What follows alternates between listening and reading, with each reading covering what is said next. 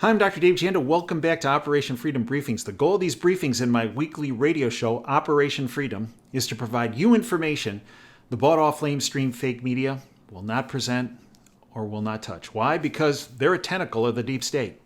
The deep state wants to keep you in the dark. More than one way. They want a dark winter for you and your family and your future.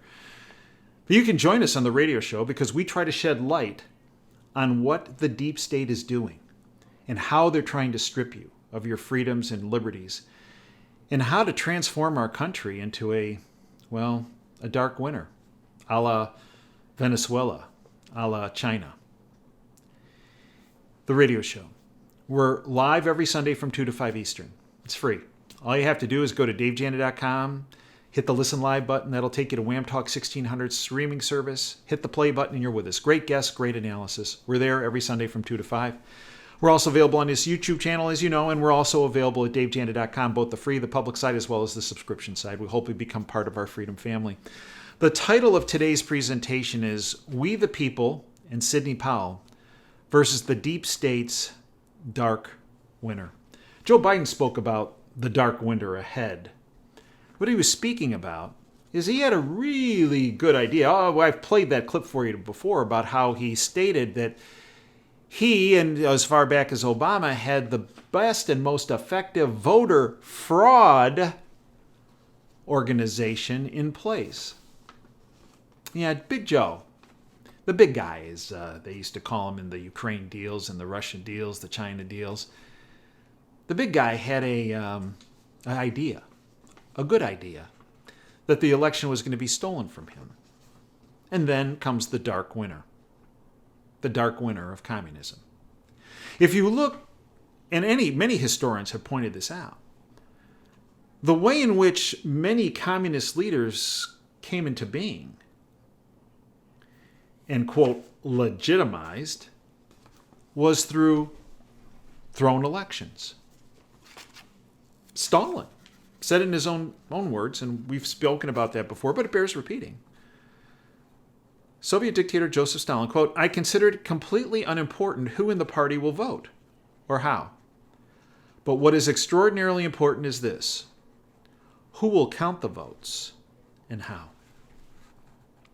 My mom, the history teacher, taught me many, many years ago that one of the primary foundations, if you will, bedrock of a free society are open and honest and free elections. You know, even the most hard-end progressive zealots out that window in the People's Republic of Ann Arbor have told me there's something wrong with this election. There's something not right. I mean, these are people who still have impeach Bush signs on their lawns. I kid you not. They even have questions about the legitimacy of the election. The head of the Federal Elections Commission, Traynor, said it himself, that he felt that the election on November 3rd and 4th and ongoing was in fact illegitimate. See, folks, we're in a war. We're in a war for the future of our country. And it's not, and please stay away from this left-right thing. As I pointed out before, my experience starting in healthcare policy as far back as 1988 is that there's one political party in Washington, the Republicans. They're all owned and operated by the same criminal syndicate. And that's really coming to the forefront now. We're in a war. We're in a war for not right versus left. But as Ronald Reagan pointed out to all of us, it's a war that's based on not an x-axis of right versus left, but up versus down. Freedom versus oppression. Free markets, capitalism versus totalitarianism and communism. That's what this is all about. And in fact, this is now, with the election, a two-front war. As we have pointed out time and time again, when it comes to this election and the stealing of this election, not just against Donald Trump, but there were many Senate candidates and House of Representative candidates and State House and State Senate candidates who got caught up in this fraud. Here in Michigan, John James running for Senate. He got taken down in the fraud. He's asked for not only a recount, but an audit of the votes, and well, he should, because it truly was fraud. And as we have pointed out, this was a now this is really important, multi-level, multifaceted, coordinated, criminal vote fraud operation. And yes, as we have pointed out, COVID was used to change election laws, mail-in voting, right? Without signatures, COVID was used to change election laws as a setup to steal the election. They're going to want you to believe that this was just a glitch. And we've done that video. Watch it from last week. It's more than just a glitch, right? It's more than just a glitch. So they had their COVID run-up into the election to institute the mail-in voting. And then we had, as we've pointed out before, the fake polls and the fake endorsements by former intelligence officials, CIA directors, who are telling you that Joe Biden is the guy for you. Yeah, right. You're going to believe anyone in the CIA? Best of luck. Right? Come on. And as we pointed out from before the election, it was going to show that Donald Trump won the election. But just look at the numbers up till midnight. But then, as we pointed out, and I take you back to the interview we did 2 days before the election with General Tom McInerney, who came on Operation Freedom on our radio show and said how the deep state was going to steal the elections. Multifaceted, multi-level. Look, I grew up in the city. I grew up in Chicago, right? I grew up in the suburbs of Chicago, and a lot of family on the south side, spent a lot of time on the south side on the streets. And, you know, you talk about throwing an election, Mayor Richard J. Daley, wow, he was the king of it. But he would be absolutely awestruck in how this was done. Because you have the dead voting. You know, I mean, Biden got 100% of the graveyard vote. It's the only demographic he did well with when the facts come out. He had the dead vote. He had the fake mail-in votes, the ballot stuffing votes. But there was another side. See, that's one front of this war. And we have to be cognizant of both fronts. But the second front was the electronic front. And that's not conspiracy theory. It might be conspiracy, but it's conspiracy reality in fact. And it's going to be proven in court, not some schmo on cable television on Fox. It's not going to be proven there. It can't. It has to be proven in a court of law, because if you go to the media first with this, you compromise your sources and your methods. And you make that evidence potentially inadmissible in a court of law. And then these criminals get a pass on a technicality. That ain't going to happen. Sidney Powell isn't going to let that happen. This was a multi-level, multifaceted, coordinated criminal vote fraud operation. And this is a war on several fronts. Just as World War II, we had the European theater and we had the theater in the Pacific.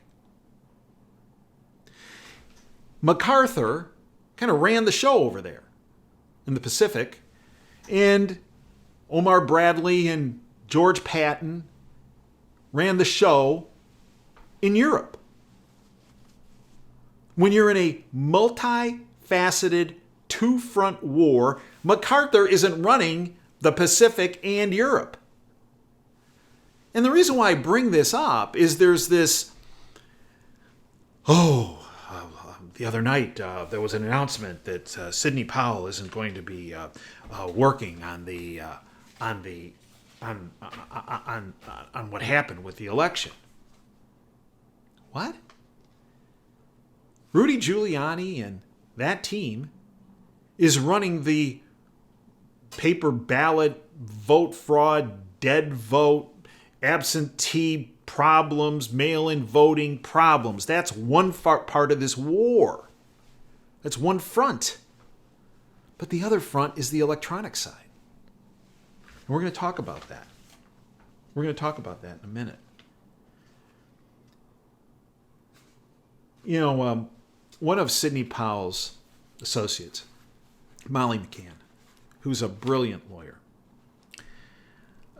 when it started to blow up Sunday night, I started to hear about it. And the deep state was right on it, right? Anyone, you know, look at their Twitter feeds, look at their Facebook accounts, look at what they're putting in the press. Anyone who characterized this as, oh, this is horrible, this is terrible, Sidney Powell was fired. You got to be hired before you're fired. Sidney Powell was never hired by Trump or the RNC or the campaign. She had volunteered her services to work on the electronic stealing front. Molly McCann wrote a great article, and we're going to get to it later in this presentation, but it was entitled, Democrats Do Drama. We Need to Stay Resolved, Disciplined, and Driven. And General Flynn retweeted that article. In the coming days and weeks, whether it's on the front led by Rudy Giuliani or the front opposition led by Sidney Powell on the electronic side, you're going to hear a lot of chain of custody of the votes. That is really, really important. What happened when someone went into a voter's booth and made their vote, and how did that vote make its way to the tallies? How can we confirm that there was no funny business, manipulation done on that paper ballot?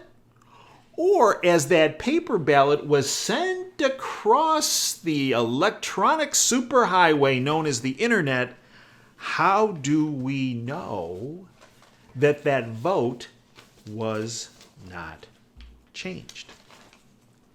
And when you hear chain of custody of the votes, that is what they're speaking about. And that is what is so critical on the one front as it relates to the dead people vote, the absentee vote, the mail-in vote, the stuffing of the ballot box vote, and on the front as it relates to the electronic side of the votes. An author by the name of Pat Scopoletti wrote the following, and it's actually excellent. It's brief. He said, by herself alone, Sidney Powell is telling us that our American election of 2020 was stolen by the exact methods of Hugo Chavez's takeover of Venezuela. If you want a communist America, with a K, allow this travesty of an election. Stolen elections are the greatest power of communism. That's the 2020 version of what Stalin said. Quote, I consider it completely unimportant who in the party will vote or how, but what is extraordinarily important is this: who will count the votes and how. Let's go to Sunday night, because there's a lot of confusion, and I think there's a lot of anxiety about what happened Sunday. And first, let's go back to what my dad used to drill in my head from when I was a little kid on. Panic is easy. Panic, when times of trouble, panic is easy. But a measured, rational approach is what is difficult in times of trouble, in times of questioning.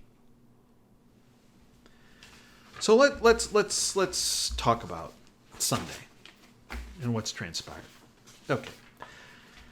It all started, I don't know what it was. My radio show got done at 5. I think it was probably closer to 5:45, 6 o'clock. There was a release put out by the Trump campaign statement on legal team. Quote, Sidney Powell is practicing law on her own. She always has. Okay. She is not a member of the Trump legal team. She is also not a lawyer for the president in his personal capacity. Rudy Giuliani, attorney for President Trump, and Jenna Ellis, Trump campaign senior legal advisor and attorney for President Trump.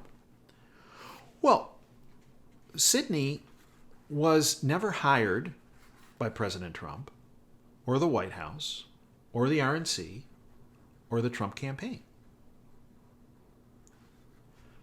She was a legal consultant that was donating her services and still is. So let's go to what some people put out on Twitter after that came out. There was a lot of people saying, "Oh, the sky is falling. Oh, Sidney Powell was fired." No, she wasn't fired. You have to be hired before you're fired, as I said. And she's still working on the front, the electronic front. General Flynn. And by the way, when this happened, Sidney Powell was blocked from Twitter, so she could not respond on Twitter. She was blocked. I heard from Sidney, and she said, I don't know why I was blocked, but I'm blocked on Twitter. I cannot tweet.